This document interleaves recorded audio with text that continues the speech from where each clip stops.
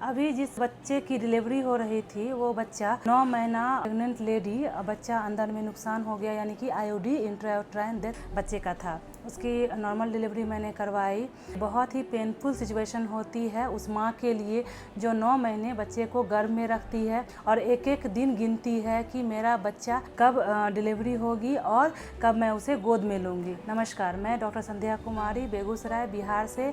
आज मेनली चर्चा होगी जो बच्चे पेट के अंदर नुकसान हो जाते हैं, उनके नुकसान होने के कारण क्या हैं, क्या क्या समस्याएं हो सकती है, पेशेंट की तरफ से क्या लापरवाही होती है और उसकी डायग्नोसिस और ट्रीटमेंट कैसे करेंगे। सबसे पहले इसकी कारण बहुत सारे हो सकते हैं। बच्चा का पेट के माँ के गर्भ में नुकसान हो जाना, जिसमें कि पहला कारण हो सकता है माँ का बीपी बढ़ना। दूसरा कारण हो सकता है प्लासेंटल इनसफिशिएंसी, मतलब कि बच्चा को माँ के थ्रू, प्लासेंटा के through proper nutrition, blood supply नहीं हो पाना, जिसके कारण बच्चा अंदर में नुकसान हो जाता है। तीसरा है कि डायबिटीज मेलाइटस, यानी कि माँ को अगर चीनी या शुगर हाई है या शुगर की बीमारी है तो। चौथा है कि क्रोमोसोमल एब्नॉर्मलिटी, अगर बच्चे में कोई तरह की क्रोमोसोमल एब्नॉर्मलिटी या फिर और भी कोई डिसऑर्डर है, कंजेनिटल एनोमलीज है, तो उसमें भी बच्चा पेट के अंदर में नुकसान होने की संभावना रहती है। पांचवा है इन्फेक्शन, टॉर्च इन्फेक्शन हो सकते हैं, कोई वायरल इन्फेक्शन हो सकता है। छठा कारण है कि प्लासेंटल दिक्कतें, जैसे कि एब्रप्शियो प्लासेंटी, प्लासेंटा का पेट के अंदर फट जाना, यूट्रस के अंदर फट जाना। सातवां कारण ये हो सकता है कि बच्चे में पानी की कमी हो जाना,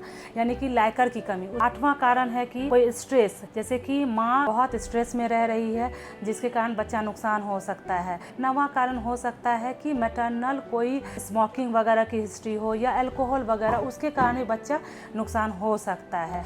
10वां कारण हो सकता है कि न्यूट्रिशनल डिफिशिएंसी, जैसे माँ ने प्रॉपर न्यूट्रिशन ही नहीं लिया गर्भावस्था के दौरान। उसके अलावा फॉलिक एसिड डेफिशिएंसी। कारण तो बहुत सारे हैं। अब सवाल होता है कि डायग्नोसिस कैसे करेंगे। तो डायग्नोसिस इसकी मेनली अल्ट्रासोनोग्राफी है। जब कोई पेशेंट इमरजेंसी लेबर रूम में आती है तो सबसे पहले हम लोग पेशेंट को एग्जामिन करते हैं, बच्चे की धड़कन सुनते हैं, बच्चे का एज देखते हैं कि गेस्टेशनल एज कितना हो रहा है, और उसके बाद अगर हम लोग को यहाँ धड़कन नहीं मिलती है तो हम लोग इमीडिएटली उसको सोनोग्राफी करते हैं। अगर बच्चा पेट के अंदर नुकसान हो गया है तो हम लोग इसके आगे की ट्रीटमेंट सोचते हैं। ट्रीटमेंट में मेनली वेजाइनल डिलीवरी हम लोग प्रेफर करते हैं अगर बच्चा पेट के अंदर नुकसान हो गया है तो।